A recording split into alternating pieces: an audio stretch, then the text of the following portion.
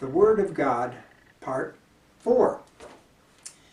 When John 1, the Logos chapter, introduces John the Baptist, the text transitions from recording the creation miracles that you can see and hear and feel to the miracles that are spiritually discerned. So the plain words of the first verses morph into a description of spiritual realities. This next section says, "There was a man sent from God, whose name was John." We are talking about John the Baptist now. He came for testimony to bear witness to the light, that all might believe through it. Note that this Greek word him is actually an it in English, since it is directly referring to light. He was not the light, but came to bear witness to the light. So did you hear that? God, through John, gives us a heads up. When the it/him confusion mentioned in Part 3 is clarified, author John is introducing the next Logos miracle. The text continues, "The true light that enlightens every man was coming into the world. It was in the world, and the world was made through it, yet the world knew it not. It came to its own home, and its own people received it not. But," here it comes, "to all who received it, who believed in its name, it gave the power to become children of God, who were born not of blood, nor of the will of the flesh, nor of the will of man, but of God." That is the will of God, this Logos of God.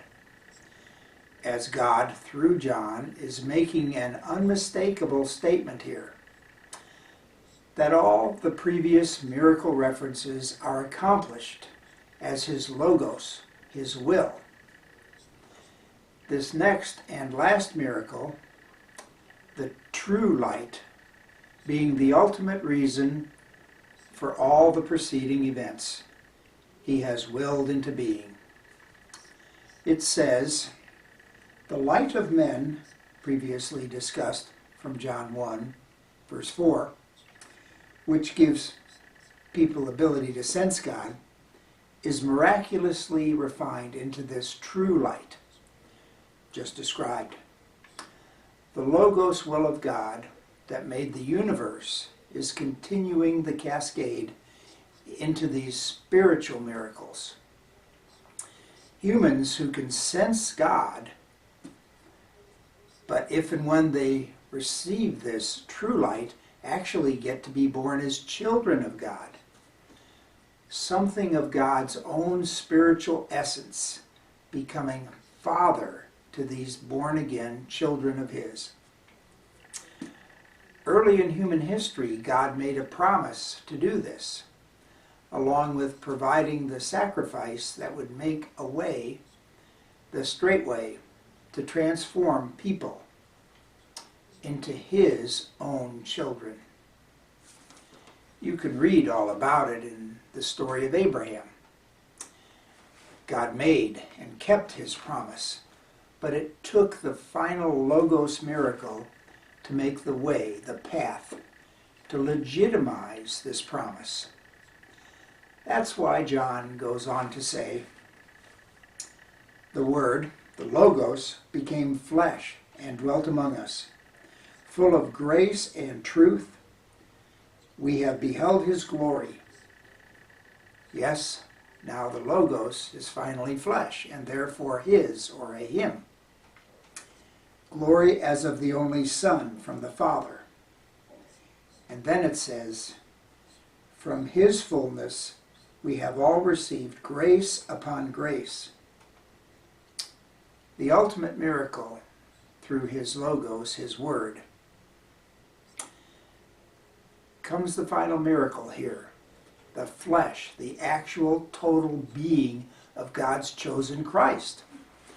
With and through the incomprehensible sacrifice of that peerless flesh, the will aspect of God created a way to atone for all the sins, for all believers, for all time, allowing them, us, to become his legitimate, sin-cleansed children.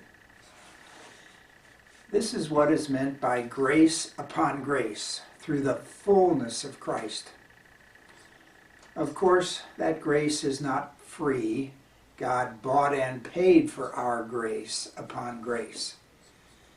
Since no one and nothing in creation can pay God for sin, the infinite, eternal, and constantly perfect God had to afflict something about himself to get it done.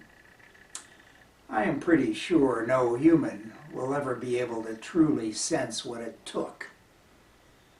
All we can say is that an infinite love from an infinite Father reached into reality to rescue his children. He did this to make this universe he created become an eternal home for his own born-again children, using this paired pair of Logos miracles John just taught us about. First, a pair of physical miracles, when God said be to create the physical reality we call the universe. Then, when he said be to create life in a small portion of that reality. Then, the matching pair of spiritual miracles, when he said be to generate a spiritual reality we call the eternal soul in people. And finally, a be to become flesh, to cascade true spiritual life into those God calls his children. Children who will populate and spread throughout the new heavens and the new earth, glorifying and enjoying God forever.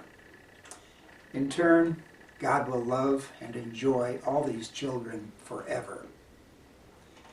Not a bad reason to create a universe. Not at all.